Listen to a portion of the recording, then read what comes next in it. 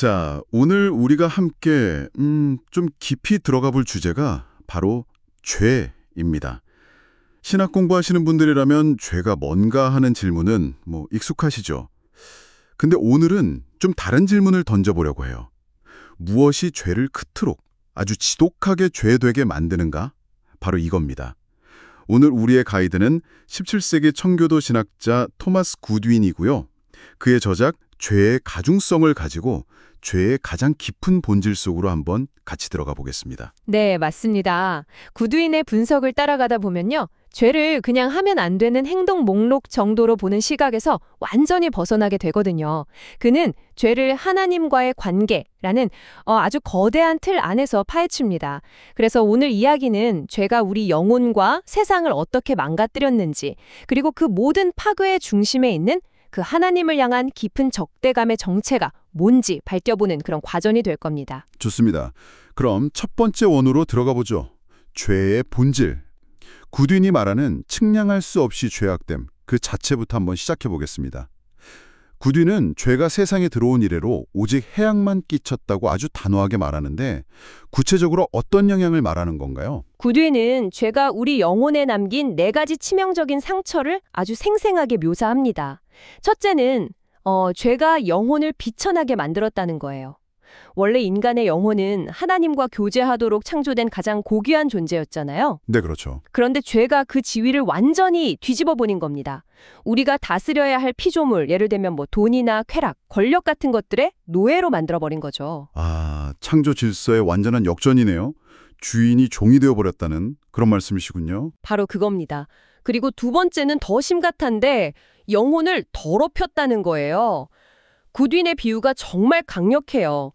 영혼을 아주 새하얀 옷이라고 한번 생각해 보라는 거죠.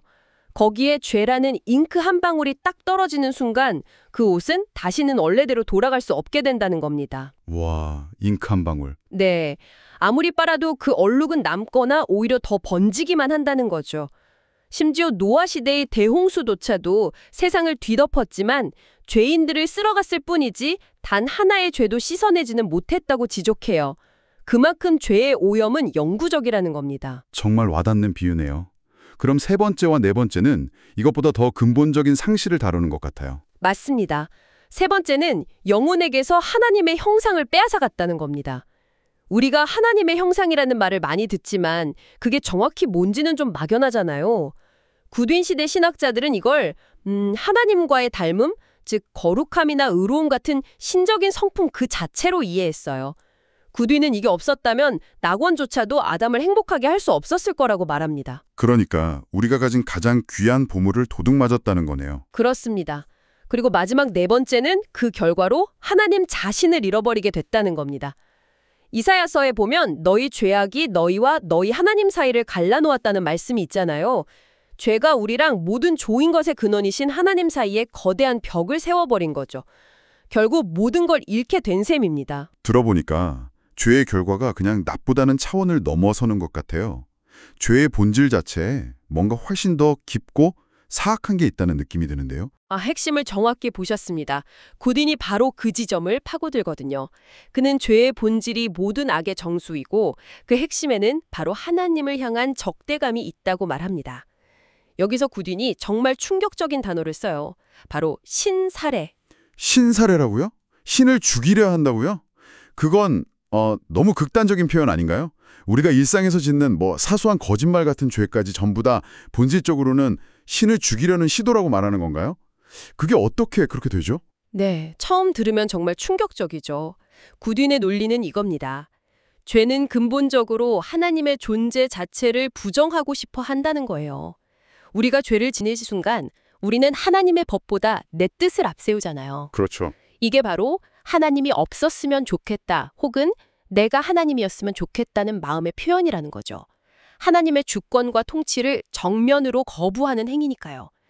그래서 죄는 하나님의 모든 속성, 그분의 선하심, 거룩하심, 지혜, 그 모든 것을 향한 직접적인 공격이라고 보는 겁니다. 아, 그러니까 죄의 행위 뒤에 숨어있는 그 마음의 방향성이 결국 하나님이라는 존재 자체를 향한 반역이라는 거군요. 맞습니다.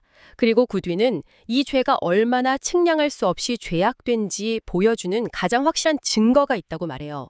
바로 그 죄를 해결하기 위해 누가 어떤 대가를 치렀는지를 보라는 거죠. 아, 그리스도의 십자가. 바로 그거죠. 하나님의 아들이신 그리스도께서 친히 이 땅에 오셔서 십자가에 달려 죽으셔야만 했다는 사실. 이것보다 더 죄의 심각성을 잘 보여주는 증거는 없다는 겁니다. 결국 이 끔찍한 진단을 정확히 내려야만 유일한 처방인 그리스도께 달려갈 수밖에 없다는 게 구딘의 핵심 논지입니다. 알겠습니다. 죄의 본질이 이토록 파괴적이고 또 하나님을 향한 적대감이라는 걸 듣고 나니까 모든 죄가 다 똑같이 느껴지지는 않네요. 어떤 상황에서 지은 죄는 유독 더 양심에 찔리고 무겁게 느껴지는데 구두인도 이런 생각을 했던 것 같아요. 죄의 무게를 더하는 가중 요인에 대해 이야기하죠. 네, 여기서부터 논의가 더 깊어집니다. 구디는 모든 죄가 악하지만 어떤 죄는 다른 죄보다 10배나 더 지옥에 가깝다고 말할 정도로 그 무게가 다르다고 봤어요. 그리고 그 첫 번째이자 가장 심각한 가중 요인으로 앓을 거슬러 짓는 죄를 꼽습니다. 누가복음 12장에 나오는 비유를 인용하는데요. 주인의 뜻을 알고도 행하지 않은 종은 많이 맞을 것이다 라는 말씀이죠. 모르는 것과 아는 것 사이에 엄청난 책임의 차이가 있다는 거군요. 근데 사실 구딘이 이렇게 아는 죄와 모르는 죄를 구분하는 게 좀 이상하게 들릴 수도 있을 것 같아요. 결과적으로 똑같이 나쁜 행동을 했다면 그 사람의 지식 수준이 정말 그렇게 중요한 건가요? 신학적으로 왜 이게 핵심적인 구분이 되는 거죠? 아주 중요한 질문입니다. 구디는 무지 속에서 지은 죄는 하나님의 자비를 구할 여지가 있다고 봐요. 사도 바울 스스로도 내가 믿지 않을 때 알지 못하고 행했기 때문에 긍휼을 입었다고 고백한 것처럼요. 하지만 진리를 알고 무엇이 옳고 그른지 명백히 아는 상태에서 의도적으로 짓는 죄는 차원이 다르다고 봤습니다. 왜냐하면 그건 단순히 유혹에 넘어진 게 아니거든요. 하나님의 진리, 그 빛 자체를 의도적으로 멸시하고 거부하는 행위이기 때문입니다. 자기 자신의 의지가 죄를 더 적극적으로 선택한 셈이죠. 이건 자기 양심으로 스스로를 정죄하는 행위이기도 하고요. 이건 정말 저희처럼 신학을 공공하고 가르치는 사람들에게는 뼈아픈 지적인데요. 매일 하나님의 말씀을 다루면서 그 빛을 거스르는 죄를 짓는다면 그 무게가 상상할 수 없을 만큼 무겁다는 뜻이 되니까요. 정확합니다. 구두인이 마치 예언이라도 하듯 젊은 학자들을 직접 언급하면서 이 위험성을 경고해요. 솔로몬의 어머니 밧세바가 어릴 적 아들에게 가르쳤던 잠언 구절을 인용하면서 어릴 때부터 받은 신앙교육, 좋은 스승에게서 받은 진리의 가르침을 저버리는 게 얼마나 큰 악인지를 강조합니다. 여러분에게 지식은 단순한 정보가 아니잖아요. 하나님의 뜻을 아는 빛이죠. 그러니 그 빛을 등지고 어둠으로 걸어가는 것은 그 죄의 무게가 다를 수밖에 없는 겁니다. 듣기만 해도 두려워지네요. 구디는 이 앓을 거스르는 죄에도 여러 종류가 있다고 구분했던 것 같은데요. 네, 크게 두 가지로 나눕니다. 첫 번째는 더 악랄한 경우인데 지식 자체를 직접적으로 공격하는 죄입니다. 예를 들어 자신의 신학적 지식을 이용해서 죄를 정당화하거나 다른 사람을 속이는 교활한 거짓말을 만들어내는 거죠. 진리가 자기 욕망에 방해가 되니까 아예 진리를 억누르거나 빛을 미워하는 행위들, 종교적인 명분을 내세워 위선을 행하는 것 모두 여기에 해당합니다. 첫 번째는 지식을 적극적으로 악용하는 아주 교활한 죄네요. 근데 우리가 일상에서 더 자주 마주하는 건 아마 두 번째 유형일 것 같아요. 이러면 안 되는데? 하면서도 그냥 저지르고 마는 그런 죄 말이죠. 구디는 이런 경우를 어떻게 설명하나요? 를 공격하지는 않지만 지식이 주는 그 경고 등을 뻔히 보면서도 무시하고 죄를 향해 돌진하는 경우죠. 도둑질이 죄인 줄 알면서 훔치고 음란한 생각이 죄인 줄 알면서 거기에 빠져드는 것, 혹은 더 나아가서 자신이 지금 회개하지 않은 상태, 즉 구원받지 못할 위험한 상태에 있다는 걸 알면서도 계속 그 상태에 머물러 있는 것도 이 죄에 속한다고 구디는 지적합니다. 알미라는 가중 요인만으로도 충분히 마음이 무거운데 구디는 여기서 멈추지 않죠. 마지막으로 가장 무거운 가중 요인을 하나 더 제시합니다. 이게 죄의 무게를 재는 마지막 저울추 같은 느낌이었어요. 맞습니다. 바로 자비를 거슬러 짓는 죄입니다. 구디는 로마서 2장 4절 내가 하나님의 인자하심과 용납하심과 길이 참으심이 풍성함을 멸시하느냐는 말씀을 인용하면서 이게 최후의 가장 무게 있는 가중 요인이라고 설명합니다. 그는 여기서 하나님의 자비를 세 가지 풍성한 부요함으로 나눠서 설명해요. 첫째는 선하심, 즉 우리가 받을 자격이 없는데도 값없이 풍성하게 부어주시는 선물입니다. 그리고 두 번째와 세 번째가 용납하심과 길이 참으심인데 이 둘의 차이가 좀 미묘하게 느껴졌어요. 어떻게 다른 건가요? 좋은 질문입니다. 구뒤는 용납하심 혹은 인내를 하나님께서 우리 죄를 보고 즉각 진노를 쏟지 않으시고 회개할 기회를 주시며 기다리시는 것으로 설명해요. 심판을 유예해 주시는 거죠. 그런데 오래 참으심은 그보다 한 단계 더 나아간 개념입니다. 마치 그 인내가 거의 한계에 다다른 것 같은 상황. 우리가 계속해서 하나님을 자극하고 반항하는데도 하나님께서 그 인내를 한 번 더, 또 한 번 더 연장하며 기다리시는 모습을 묘사합니다. 정말 놀라운 사랑이죠. 구뒤는 이 세 가지 자비가 우리 삶의 모든 순간에 녹아 있다고 아주 구체적이고 생생하게 묘사하더군요. 그 부분을 읽으면서 스스로를 돌아보기로 했습니다. 네.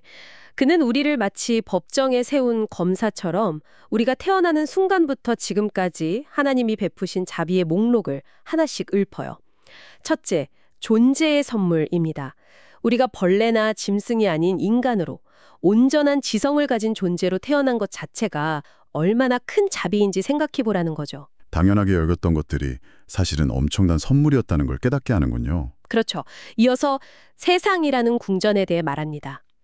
우리가 태어나 보니 이미 모든 것이 갖춰져 있었다는 거예요. 우리가 짓지 않은 집에 살고 심지 않은 나무의 열매를 먹는 것, 이 모든 것이 우리를 위해 미리 준비된 궁전 같다는 거죠. 또 시간이라는 기회도 엄청난 자비입니다. 죄를 지은 즉시 심판받아 마땅함에도 수십 년의 회개할 시간을 선물로 받았다는 사실을 잊지 말라고 합니다. 현대 사회를 살아가는 우리에게는 더 와닿는 부분도 있을 것 같아요. 우리가 누리는 의료 혜택, 교육의 기회, 안전한 사회 시스템 같은 것들도 구륜의 논리를 따른다면 모두 이 세상이라는 궁전의 일부라고 볼 수 있겠네요. 물론입니다. 마지막으로 구디는 보호와 공급의 자비를 상기시킵니다.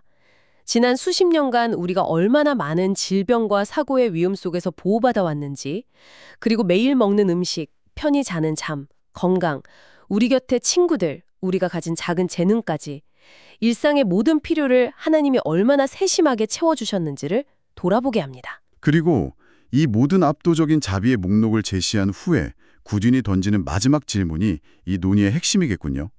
그래서 당신은 이 모든 자비에 어떻게 반응했는가? 맞습니다. 여기서 구두인의 논조는 정말 서늘해집니다. 그는 우리가 바로 그 하나님의 선물들을 가지고 하나님을 대적하는 무기로 사용했다고 날카롭게 지적해요. 하나님이 주신 건강과 힘으로 더 많은 죄를 짓고 그분이 주신 지성으로 자신의 욕망을 채울 계획을 세우고 무엇보다 하나님의 오래 참으심을 악용해서 이래도 괜찮구나 하며 더 담대하게 죄를 짓는 기회로 삼았다는 겁니다. 하나님이 주신 선물로 하나님을 대적한다는 말이 정말 가슴을 치네요. 제가 밤새 건강을 해치면서까지 스마트폰을 보는 것도 어찌 보면 하나님이 주신 건강과 시간을 엉뚱한 데 쓰는 셈이니까요. 바로 그런 통찰입니다. 구두인에게 이 배은망덕함이야말로 인간의 마음이 얼마나 완악해질 수 있는지를 보여주는 가장 확실한 증거예요.